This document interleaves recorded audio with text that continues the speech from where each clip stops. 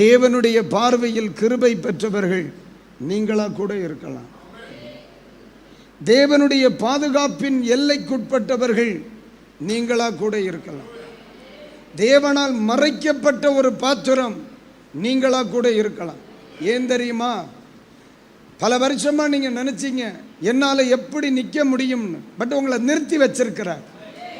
புரியுதா இல்லையா? இவன் வாழ்க்கையில் ஒரு நாள் இப்படி ஒரு நிலைமைக்கு நான் வரவே மாட்டேன்னு தான் நீங்க நினைச்சீங்க. பட் நீங்க கர்த்தர் உங்களை கொண்டு வந்து உட்கார வச்சிருக்கிறார். இந்த இடத்தில் இருக்கிற பலரும் இப்படி ஒரு கிறிஸ்தவ வாழ்க்கை செய்வோன்னு நம்ம நினைச்சு பார்க்கல. பட் நம்மளை தெரியாத, நம்ம விரும்பாத, நம்ம ஒரு நாள் கூட நினைச்சு பார்க்காத ஒரு வாழ்க்கைக்குள்ள அவர் கொண்டு வந்திருக்கிறார்னா, என்னையே தெரியாம என்னை சுற்றி ஏதோ நண்டு நடந்து கொண்டே இருக்கிறது. எனக்கே தெரியாது என்னை சுற்றி என்ன ஒன்று நடக்குது.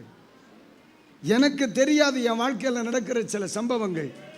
சில நேரத்தில் நானே நினைக்கிறேன், இது எப்படி சாத்தியமாயிற்று, இது எப்படி சாத்தியமாகுது. ஒன்று சொல்கிறேனே, நான் சொல்கிறேன், மேடையில் எழும்பி நின்று பிரசங்கம் பண்ணுறதுக்கு உட்காந்து மண்டையெல்லாம் உடைச்சி ராத்திரியெல்லாம் உட்காந்து எழுதுவேன். ஆனால் அப்போ கூட சொல்ல மாட்டார், பேடந்து தூங்குடா, தேவேசா பிரசங்கம் ப்ரிப்பேர் பண்ணாதேன்னு சொல்லவே மாட்டார்.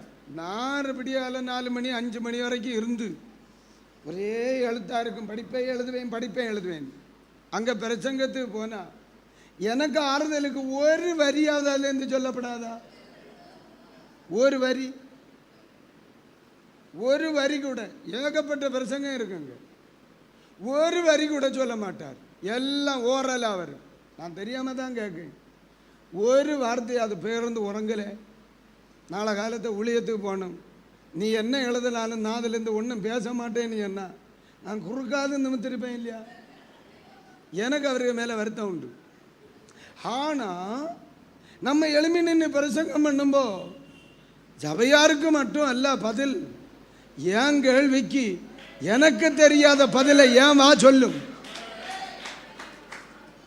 என் கேள்விக்கு எனக்கு தெரியாத பதிலை ஏன் வா சொல்லும். அப்போ நான் புரிஞ்சுக்கிடுவேன், நான் அல்ல, என்னை சுற்றி ஏதோ ஒன்று நடக்குது. அதான் தெய்வம்.